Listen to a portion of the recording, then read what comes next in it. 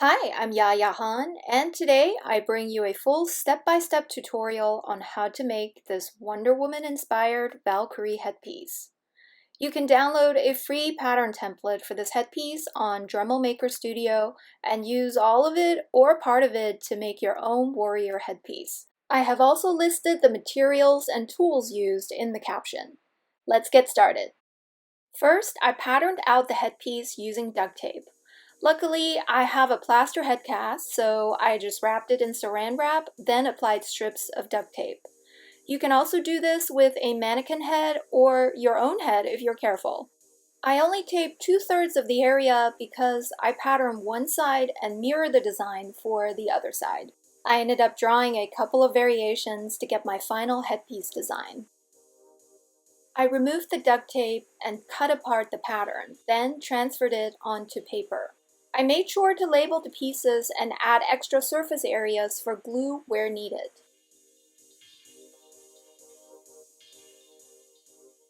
Next, transfer the paper pattern onto foam. I used 5mm EVA foam from my CosplayFabrics line. Cut out the pieces using a craft knife. Try to be as straight in your cuts as possible. After all the pieces are cut, it's time to sand the foam.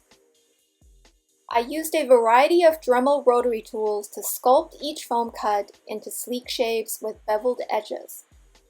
Always wear eye protection and a respirator when you sand. The Dremel Lite and Dremel Micro came in really handy because they're cordless. I equipped one with a rougher sanding bit and the other with a finer grit sanding bit, alternating in between. I always sand in one direction, never back and forth. Slowly sand away all the edges until they become a diagonal bevel. By the way, the hose you see is a vacuum that I rigged up to suck up most of the foam dust and keep my workspace clean. Now it's time to glue the pieces together. I use Barge contact cement to glue foam, and I recommend working in a well-ventilated area and with a respirator on. For better control, I pour some of the contact cement into a little bottle with a needle nose dispenser. Apply the glue onto both surfaces and wipe off the excess.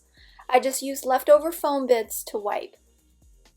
Wait a few moments for the glue to get tacky and press the pieces together. The bond should be strong. This is the center emblem, by the way. Here I repeat the process with the side adornments, cutting, then sanding the pieces. For these tiny parts, I use the agile Dremel Stylo Plus with a small 1/4-inch sanding bit for more control and flexibility. The Stylo Plus has become one of my favorite little tools. To avoid losing the fiddly bits, I glued the side adornments together and set them aside for later. I cut star shapes in 2mm EVA foam to emulate Wonder Woman's tiara, then glued a star design to each side circle disc. To give the star on the center emblem more dimension, I used a little bit of foam clay. It is a lightweight sculpting clay that air dries to the consistency of foam. I wet the foam to help the foam clay stick and roughly built up the star shape. Since the pieces are so small, I sculpted a few stars and let them dry for 24 hours. Once dry, foam clay can be sanded and sculpted with a Dremel tool. Using my Dremel Stylo Plus, I sanded the stars into a clean shape.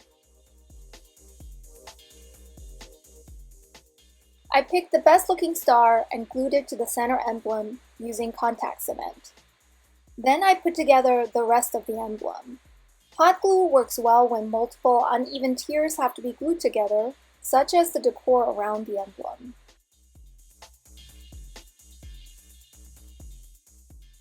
The headpiece arch consists of 3 pieces, and I marked each carefully before gluing them together. To reduce bulk, I simply cut and sanded off excess foam so my pieces fit smoothly on top of each other. I often use duct tape to hold pieces together for fit tests. Now we glue. First, I glued H3, the side piece, to H2, the middle piece. Then I glued H2 to H1, the arch that goes across my forehead, making sure to follow my glue surface guidelines. These are marked in the free template included in the tutorial. To support the weight of the head wings, I made an inside structure using 2 layers of Worbla thermoplastic and a length of shaped wire sandwiched in between. It isn't pretty because I was experimenting, but it is sturdy and hidden. I used hot glue to attach the foam arch to the support structure since thermoplastics bond via heat. When doing this, only glue the center bridge and cheek pieces. Be sure to leave an open gap at the sides because you need that space to stick your head wings in. Finally, it is time to make the head wings. I used the textured striped foil in orange gold from my CosplayFabrics line. It is a heavyweight, hollow finish pleather with a unique embossed texture. By the way, you can buy most of the materials for this headpiece at Joann Fabric and Craft stores. They carry the gold foil fabric, EVA foam sheets, and a variety of Dremel rotary tools. I patterned out the feathers in EVA foam and labeled them 1 through 9. Then I transferred the feather pieces onto the foil fabric. Each feather needed a front and back side, and I also had to make enough for a right and left wing, so lots of feather shapes. After labeling each feather, I cut them out.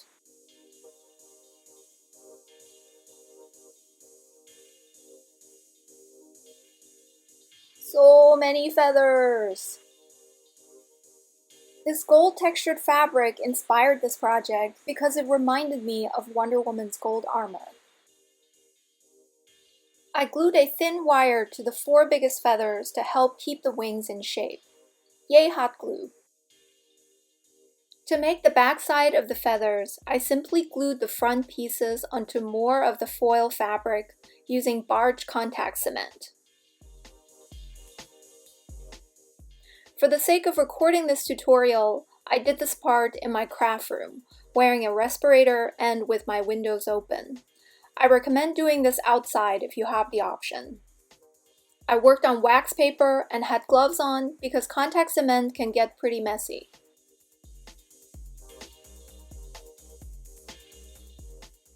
I definitely set these outside for the drying process. Once the glue dried, I cut out the feathers again. I used blue painter's tape to label each feather because there's so many pieces to keep track of.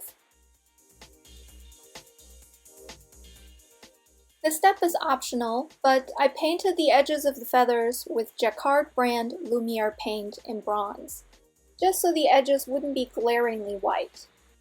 Using a makeup wedge sponge, I dabbed the paint all around the edges and let it dry.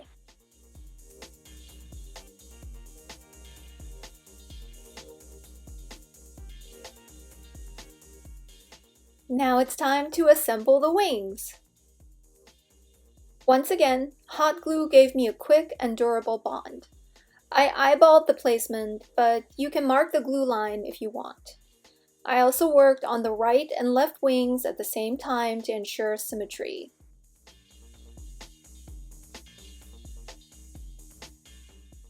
The first layer of the wings is done. Using the same method, I made feathers for the second and third layer of the wings and glued them on with hot glue, again eyeballing the placement. For these layers, a backside to the feathers is optional.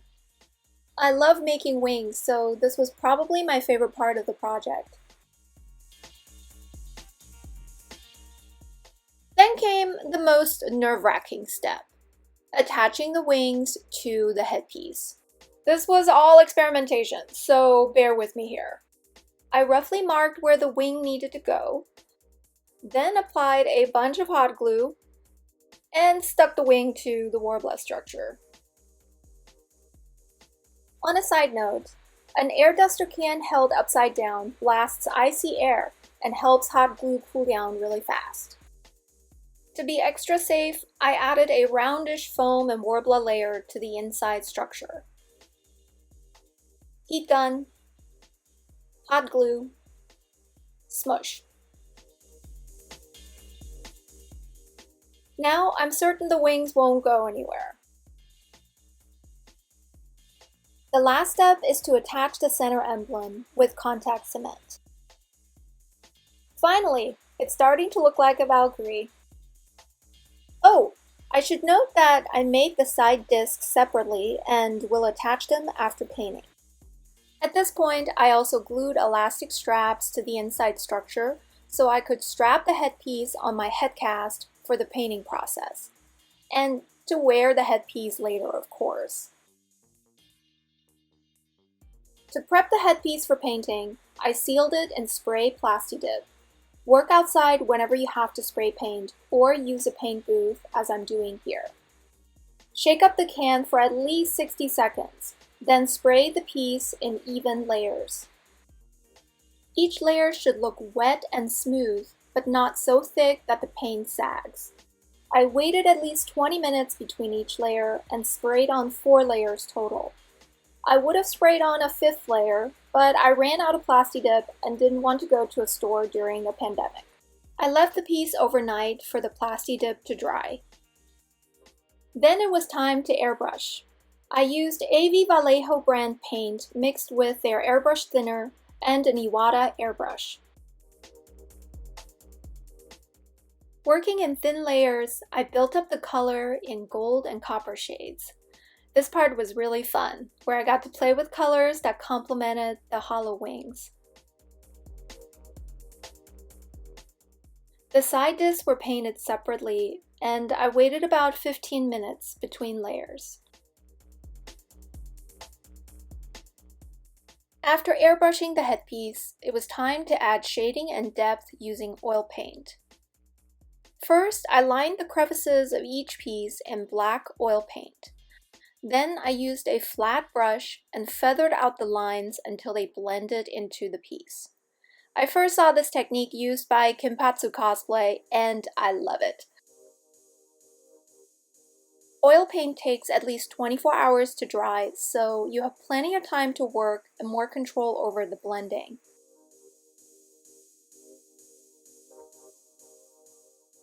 Adding some shading can really make a difference in the final piece. Just watch your grip so you don't rub off your hard work accidentally, and let the painted piece dry for at least 24 hours.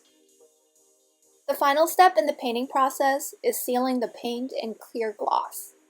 I used Allclad brand Aqua gloss, and it worked perfectly. The sealer goes straight in the airbrush and applies smoothly. It may look milky, but I promise, it dries clear.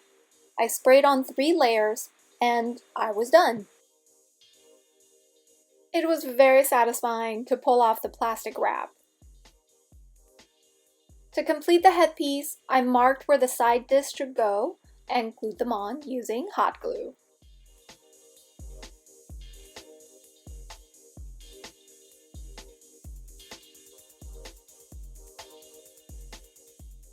And there you have it, a Wonder Woman inspired Valkyrie headpiece.